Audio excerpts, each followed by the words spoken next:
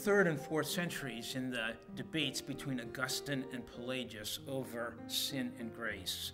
Augustine's position was that God did hold all humanity accountable for the sin of Adam, that original sin. He affirmed that all humanity, all subsequent humanity, inherited from Adam both legal guilt and moral corruption. And this position of Augustine over against that of Pelagius was affirmed by the church in the Council of Ephesus in the year 431.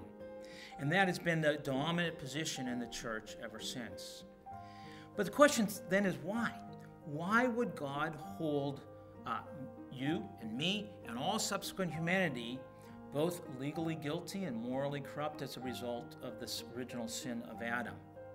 Augustinians have affirmed in general that that is because of a unique and special closeness that exists between Adam and all humanity. Now, among Augustinians, there are two primary ways of explaining this closeness. There's a position that's been called realism, which was a position of Augustine himself and many others, that accounts for this closeness because of Adam being the first human and the biological head of the human race. And in a very real sense, all humans are in Adam. Even as an example would be how the author of Hebrews argued that Levi, the founder of the Levitical priest, was in the loins of Abraham when Abraham gave tithes to Melchizedek, who is the forerunner of the order, the priesthood that Christ himself would one day have. So realists would say that this connection is natural. The other view among Augustinians has been called federal headship, which says that the closeness between Adam and all subsequent humanity is covenantal.